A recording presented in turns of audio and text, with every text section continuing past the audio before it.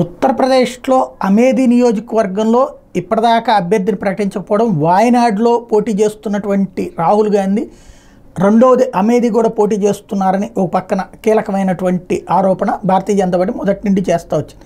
మరొక రాయ్బరేలీ నుంచి ప్రియాంక గాంధీ వాద్రా పోటీ చేస్తారన్నటువంటిది. అయితే ఇప్పుడు ఆ ఇద్దరు వెనక్కి తగ్గుతున్నారు అన్నటువంటిది కాంగ్రెస్ వర్గాల నుంచి ఉన్నటువంటి కాన్సెప్ట్.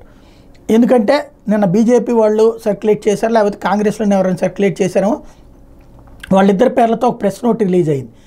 వాళ్ళిద్దరిని ప్రియాంక వాద్రా వచ్చేటప్పటికి రాయ్బరేలీ నుంచి, ఇటు పక్కన రాహుల్ గాంధీ వచ్చేటప్పటికి అమేధీ నుంచి పోటీ చేయబోతున్నారు. దాన్ని కొట్టిపడేసింది కాంగ్రెస్ పార్టీ, అది ఫేక్ అని. అంటే ఇప్పుడు ఆ ఇద్దరు పోటీ చేయట్లేదని ఈ సందర్భంగా వ్యాఖ్యానించడం అన్నటువంటిది కీలకం. తద్వారా ఉత్తరప్రదేశ్ నుంచి గాంధీల కుటుంబం పోటీ చేయడానికి వెనకాడుతున్నట్టు కనబడుతుంది.